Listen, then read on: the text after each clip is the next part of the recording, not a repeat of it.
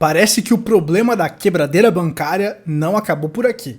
O Credit Suisse bateu as botas, seus capitalistas. Quem poderia imaginar que um banco que sobreviveu ao colapso de 2008 acabou de quebrar e está sendo absorvido pelo BS? A gente falou bastante sobre isso nos stories lá no meu Instagram. Lá mais pro final desse vídeo a gente vai comentar sobre isso, porque nós temos mais coisas importantes falando de futuro. Depois a gente vê aí sobre o passado, tá?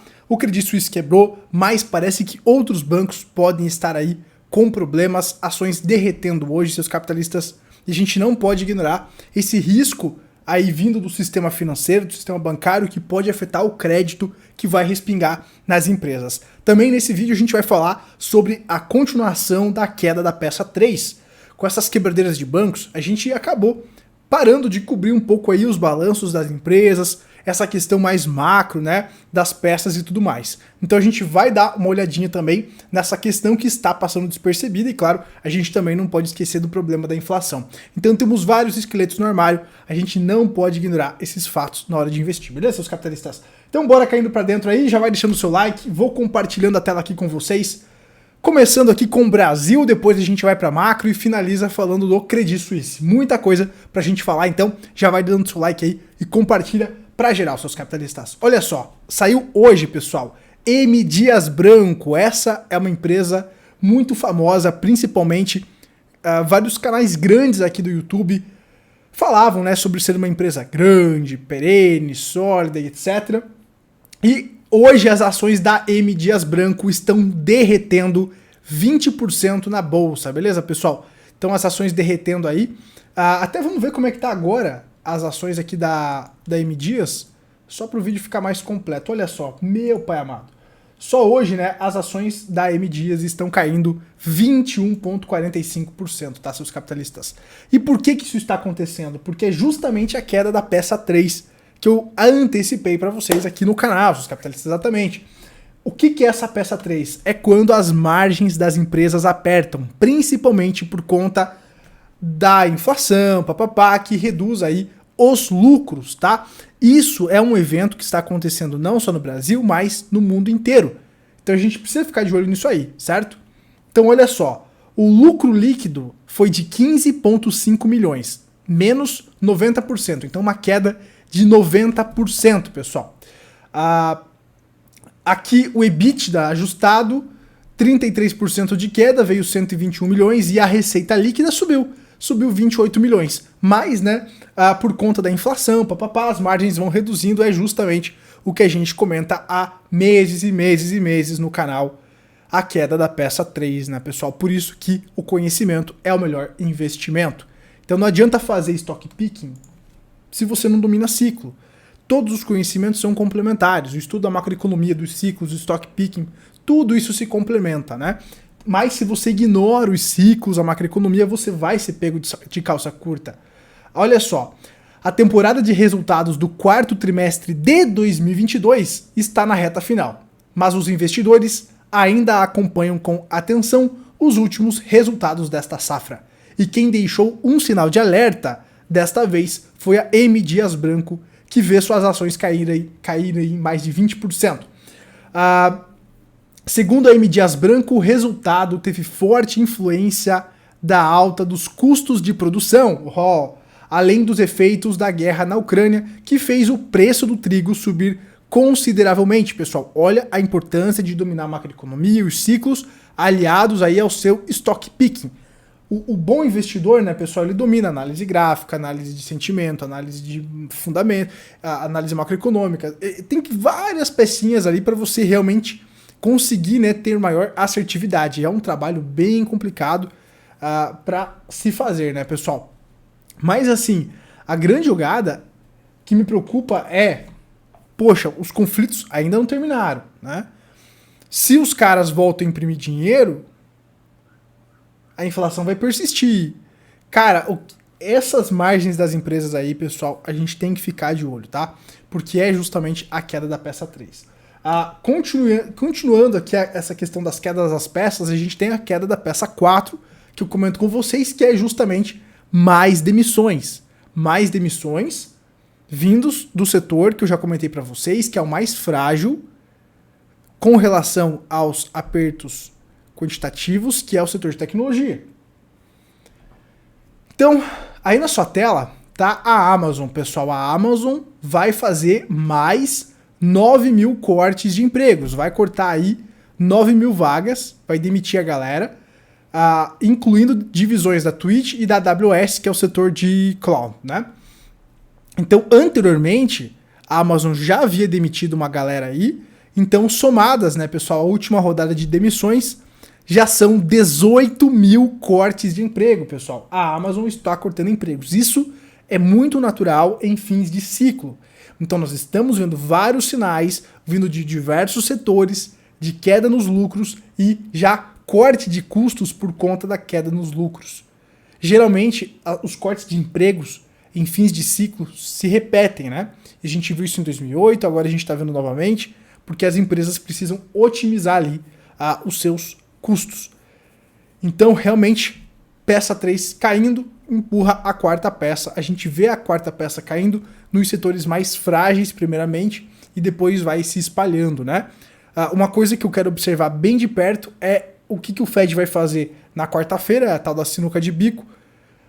A gente tem um problema inflacionário ainda que não foi resolvido, então, teoricamente, esse aperto deveria continuar para arrefecer a inflação, mas como consequência, como vocês já sabem, porque eu venho repetindo isso há meses, a consequência do combate à inflação é a recessão, que a gente já vê se instalar, certo? A gente já vem antecipando esse movimento de possível quebradeira de bancos, a gente já vê isso se concretizando, depois como consequência o crédito secando, as empresas sendo afetadas, então tudo isso que a gente vem comentando está se concretizando.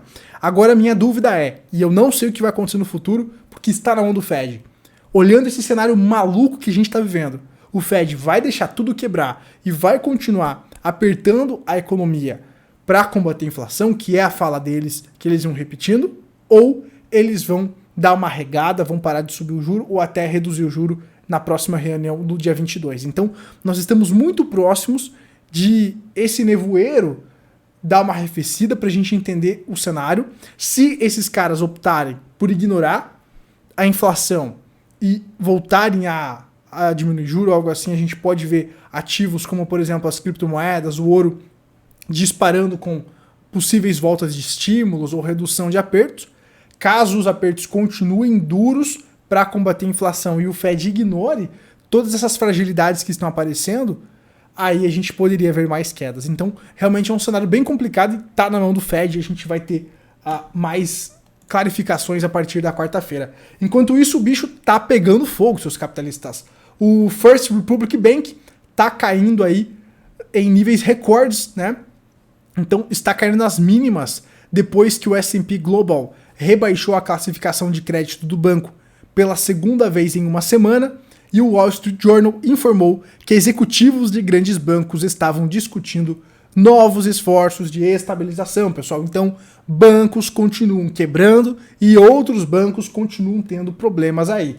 O que mais me assustou foi o Credit Suisse estando quebrando, então demonstra uma fragilidade enorme no sistema financeiro. Não é um banco pequeno, nem um banco médio, igual o Silicon Valley Bank quebrando. É o Credit Suisse, meu amigo. Então não é brincadeira. Então, assim, a gente tem que ficar bem de olho em cima dessa questão aqui, seus capitalistas, na minha opinião, porque isso pode se alastrar para fundos de investimento e para outros bancos e afetar o crédito, tá? Se o crédito secar, é um problema, porque se o crédito secar, as empresas não vão conseguir rolar dívida, e aí pode ir se alastrando, aí o bicho pode ficar bem feio. Então, a gente tem que ir monitorando essa questão aí bem de perto, tá? Então, mais um banco aí tendo problemas, vários bancos quebrando aí nas últimas semanas, então é algo bem complicado e demonstra a fragilidade do sistema que nós estamos vivendo, tá? As ações hoje do First Republic Bank caindo 47%. Gente, é crash. Isso aqui é um crash nas ações dos caras, tá? Então, as ações dos caras aí despencando mais 47% hoje. A gente segue aqui, pessoal, acompanhando, porque eu me deparei com essa notícia aqui do estrategista do Morgan Stanley dizendo que o estresse do banco sinaliza o fim do mercado em baixa. Olha só o que os caras estão falando. Você lê, o que você pensa quando você lê essa manchete? Vamos ver se você está alinhado com o que eu pensei. Quando eu li isso aqui, eu achei que era uma coisa otimista, certo? Eu até fui ver, poxa, finalmente vou poder trazer algo positivo para os capitalistas, um grande estrategista trazendo algo positivo para os capitalistas aí no curto prazo. Então olha o que ele está falando. Estrategista do Morgan Stanley diz que o estresse do banco sinaliza o fim do mercado em baixa. Não parece algo positivo? Aí eu fui ler a matéria aqui. Ler a matéria toda, bonitinho, para trazer as informações bonitinhas para vocês aqui. E aí eu me deparo com esse trecho aqui, seus capitalistas.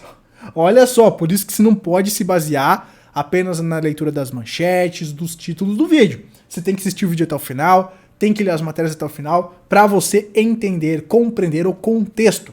Então olha só o que os estrategistas do Morgan Stanley estão falando aqui. É exatamente assim que os mercados de baixa terminam. Um catalisador imprevisto, que é óbvio em retrospectiva, força os participantes do mercado a reconhecer o que estava bem na frente deles o tempo todo, pessoal. Olha se não é o que a gente repete aqui no canal há meses, né? E vem antecipando vocês para se prepararem para esse catalisador há meses. Então agora, esses grandes estrategistas que depois que o bicho começa a pegar, vem aí falar o que a gente fala há meses, né? Então olha o que esses caras estão escrevendo aqui. A atual turbulência no sistema financeiro bancário deve levar os investidores a se concentrar na deteriorização das perspectivas de crescimento em meio a condições de crédito restritivas, pessoal. Olha só o que o Wilson, então, está falando. Os eventos da semana passada significam que a disponibilidade de crédito está diminuindo para uma ampla faixa da economia, o que pode ser o catalisador que finalmente convence os participantes do mercado de que as estimativas de ganhos são muito altas. Opa! Acrescentou ainda que o risco de uma crise de crédito aumentou materialmente, pessoal. Então o que ele está falando agora é justamente o que a gente vem alertando para vocês há algum tempo aqui no canal, certo? Então eles acreditam que a gente pode estar próximo do fundo, mas ainda poderíamos ver um catalisador, né? Poderíamos ver aí o cisne negro. Tá tudo na nossa cara. O mercado vai dizer que eles foram pegos de surpresa. Há 3 ou 4 meses atrás, lá no Natal, eu fiz um vídeo falando que o sistema bancário estava aí com riscos maiores. Os indicadores apontavam isso. Muita gente zoava da nossa cara, ficava falando um monte de groselha, mas o que eu faço aqui não é dar opinião. O que eu faço aqui é observar os indicadores, interpretar os indicadores. E o que os indicadores me falam, eu traduzo aqui para vocês. É isso que eu faço. Certo? É isso que eu faço. Só que as pessoas, por falta de conhecimento, acabam não compreendendo. E se os indicadores me apontarem uma outra direção, apontarem que a direção é alta infinita, que os estímulos voltaram, vai ter dinheiro grátis e é putaria, a gente vai pra putaria. Se a cachaçinha voltar, vamos beber a cachaçinha. Não tem essa. O que os indicadores me apontarem, o que o contexto me apontar, a gente vai fazer para multiplicar o nosso retorno. Essa é a grande jogada. Agora, se os indicadores me apontam, há 4 meses atrás, que a gente tinha um risco elevado vindo do sistema bancário porque a janela de desconto estava lá disparando, então é isso. Tava nítido isso aí há 4 meses atrás. Então não tem essa de fui pego de surpresa.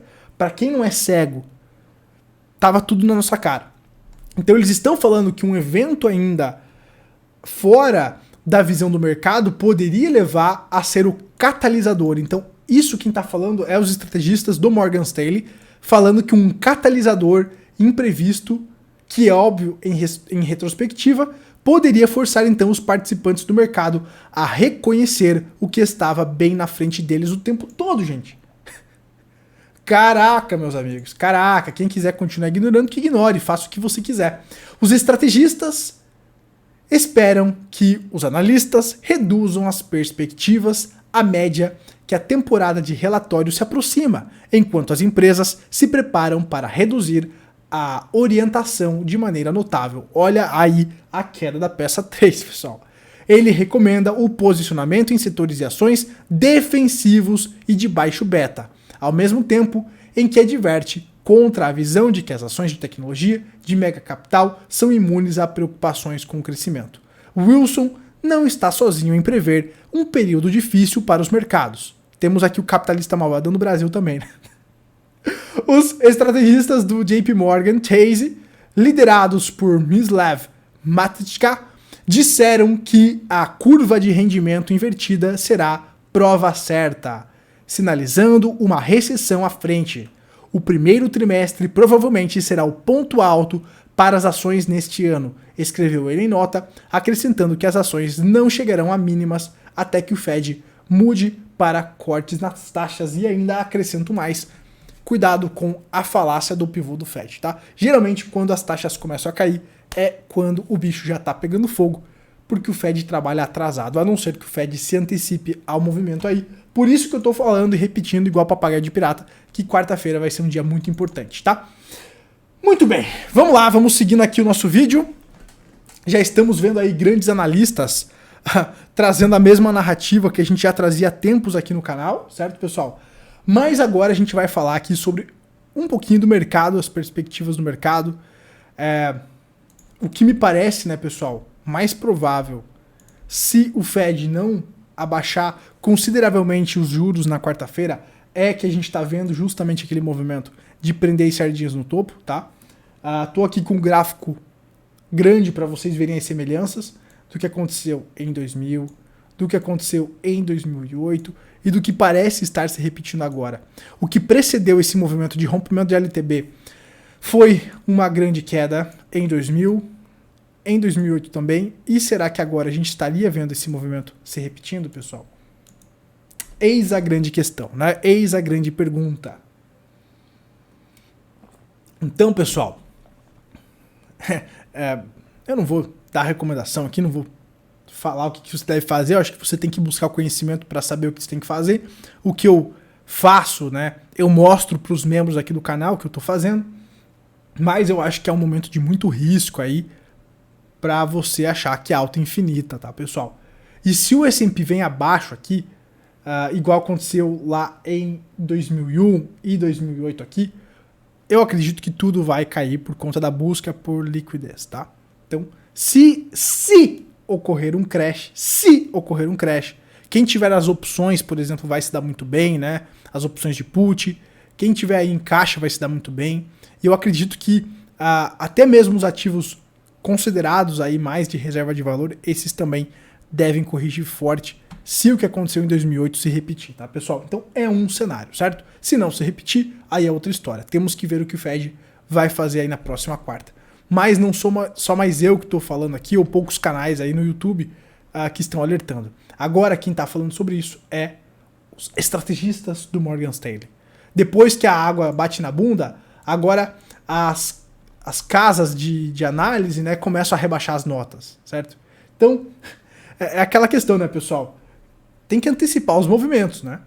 Depois que a casa começa a pegar fogo, não adianta comprar o seguro. Agora os caras começam a rebaixar as notas e tudo mais. Antes era tudo uma mil maravilha. Agora que os caras estão quebrando, aí eles começam a rebaixar as notas. Ai, esses capitalistas, isso aqui é bom demais. Pra gente ir pra reta final aqui, pessoal, pra irmos para a reta final do vídeo, vamos lá. Aqui nós temos a capitalização dos bancos, né? Então a gente vê a liquidez desses bancos caindo, certo? Tanto dos grandes bancos, principalmente dos pequenos bancos. Então é algo aí, na minha opinião, para a gente ficar de olho. Um rápido declínio aí nos balanços desses bancos, tá, pessoal? Então, para mim isso aqui não é um bom sinal. A gente pode ver aí mais problemas surgindo pela frente. Ninguém imaginava do mercado aí que um grande banco como o Credit Suisse poderia quebrar. Um banco que sobreviveu ao crash, ao colapso de 2008, poderia quebrar, né, pessoal? Lá no meu Instagram a gente está fazendo a cobertura em tempo real, porque é muita coisa pra gente comentar mesmo. Eu até comentei lá nos stories sobre essa quebradeira aí do Credit Suisse. A gente tá vivendo, pessoal, dias de história. Eu que gosto de acompanhar o mercado e estudar história monetária, cara, às vezes parece que eu tô feliz. Não é que eu tô feliz porque os bancos estão quebrando e a galera tá se fudendo. É porque é uma parada que eu venho falando há muito tempo e está se concretizando. Então, eu fico assim... Cara, eu gosto desse assunto, né? Então não é que eu tô feliz que o mundo tá se fudendo. É porque realmente é um negócio que está se concretizando. Então, eu espero que vocês entendam esse meu lado, né? E aí, pessoal, a gente tava falando lá, um dia histórico, o UBS aí resgatando o Credit Suisse. Essa que é a realidade. Eu vejo isso como um resgate. Porque um banco, pessoal, que tinha aqui há poucos anos atrás um valor, cadê aqui as ações do Credit Suisse? De $80 por ação no topo, sendo negociado agora a 82 centavos. Realmente, assim, é um crash, pessoal, nesse banco. O banco colapsou, mais de 98% de queda em um banco que era gigantesco, que ninguém imaginava, né, que ele poderia quebrar, tá, pessoal?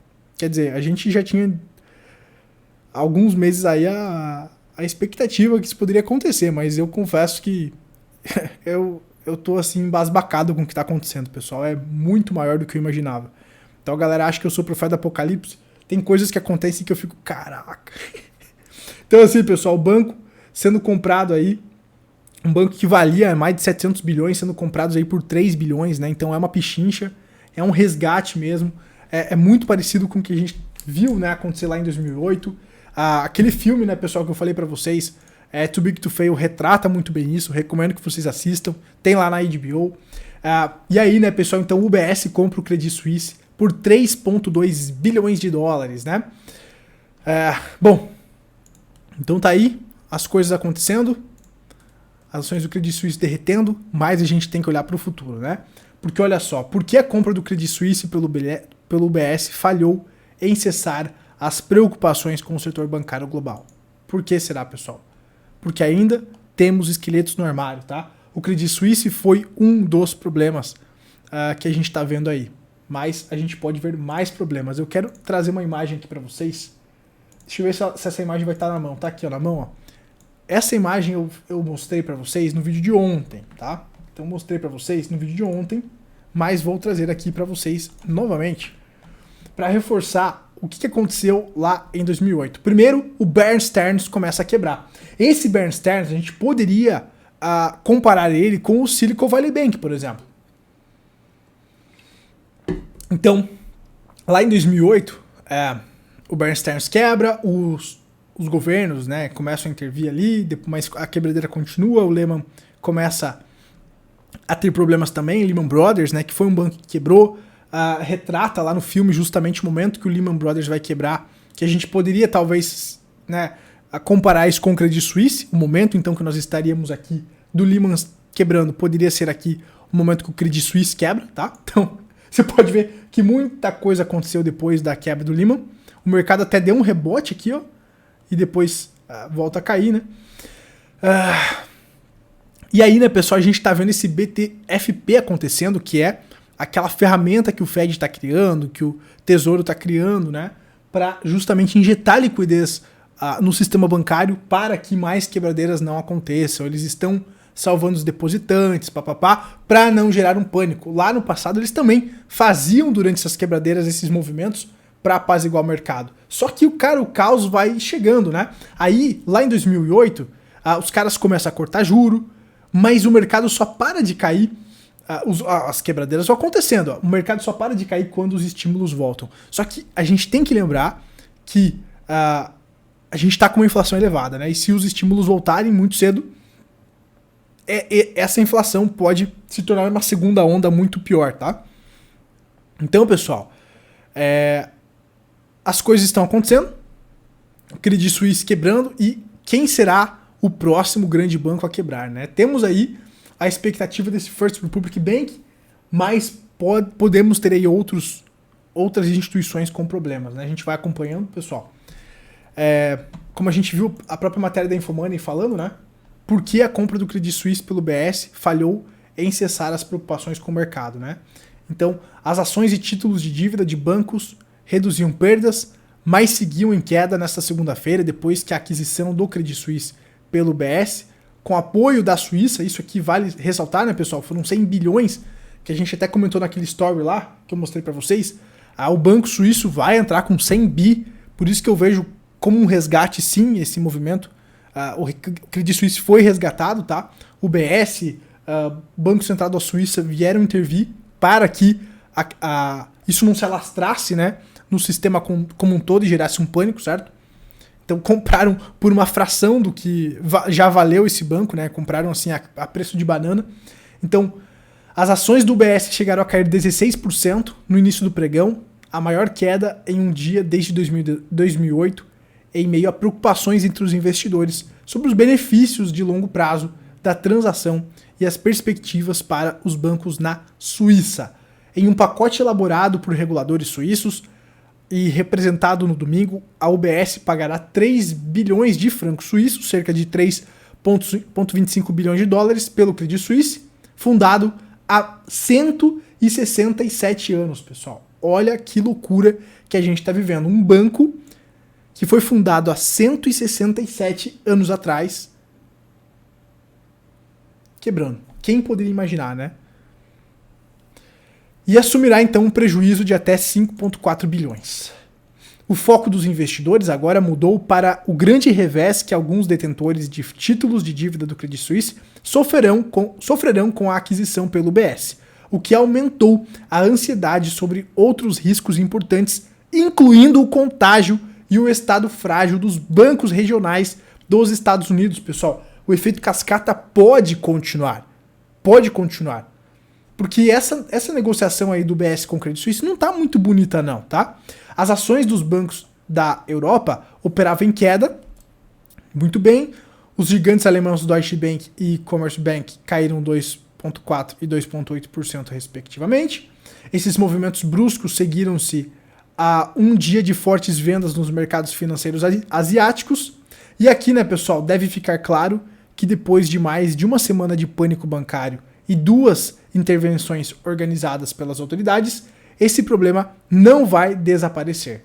Muito pelo contrário, tem se tornado global, disse Mike O'Rourke, chefe estrategista de mercado no Jones Trading, tá, pessoal?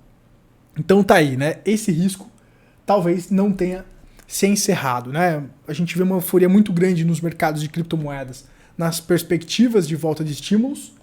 Eu tenho minhas dúvidas, tá, pessoal? Se essa euforia faz sentido ou não. Tanto é que já mostrei para os membros do canal e falei para os alunos do clube e também falei lá no meu Instagram que eu estava realizando as minhas posições de criptos que eu entrei para especular e falei para vocês nos últimos dias, justamente porque eu quero esperar a quarta-feira chegar para ver o que vai acontecer, tá, pessoal? Para mim o cenário é muito incerto ainda, os riscos ainda estão na mesa, a gente pode ter euforias de curto prazo, mas os próximos meses ainda são muito incertos. Acredito que na quarta-feira as falas do Paul podem trazer uma clarificação melhor do que a gente pode enfrentar, mas parece que o soft landing que eles prometiam está cada vez mais distante, principalmente com os estilhaços afetando os bancos e os fundos, né? Então quem tinha dívidas do Credit Suisse, quem tinha as ações desses bancos que estão caindo, como é que estão esses fundos? Então assim, cara, é o que os caras do Morgan Stanley estão falando, né? Com todas essas loucuras que estão acontecendo, volatilidade, fragilidades, isso pode, né, estar fragilizando outras instituições, outros fundos de investimento. Ninguém fala dos fundos de investimento, como eles podem estar se lascando agora por conta, por exemplo, das posições que eles estavam carregando. Então muita coisa pode rolar ainda, pessoal. E eu acredito que a gente ainda pode ver a grande M no ventilador sendo jogada em algum momento. Quando esses grandes sentarem naquela mesa, igual o filme Margin Call retrata, sentarem na mesa e falar, cara, os números não se somam, a gente vai ter que despejar. Será que isso vai acontecer? Eu não sei, mas a gente vai estar aqui no canal acompanhando esse movimento e tentando entender os próximos movimentos para que a gente possa se posicionar e surfar aí lucros no mercado, mas sempre buscando também proteger o nosso capital de grandes quedas. A gente já vem protegendo o nosso capital faz muito tempo e eu acredito que em qualquer momento aí a gente pode voltar a plantar pesado, tá, pessoal? Acredito que grandes oportunidades ainda estão por vir, ainda acredito que a gente pode ter mais quedas, principalmente se na quarta-feira o Fed não voltar a estimular pesado a economia. Eu acredito que eles não vão fazer isso, tá? Não vão reduzir juros ou algo assim, porque isso arregaçaria com a inflação. A gente já tá vendo o que a inflação, o aumento de preços pode fazer no balanço de uma empresa, como por exemplo a M Dias. Então são peças que a gente vem encaixando nos vídeos e eu espero que vocês absorvam isso para aí multiplicarem o capital de vocês, beleza, pessoal? Finalizamos por aqui. Se você gostou, deixa seu like aqui embaixo, compartilha para geral aí nos grupos do WhatsApp e do Telegram. A gente se vê na próxima, seus capitalistas. Tchau, tchau.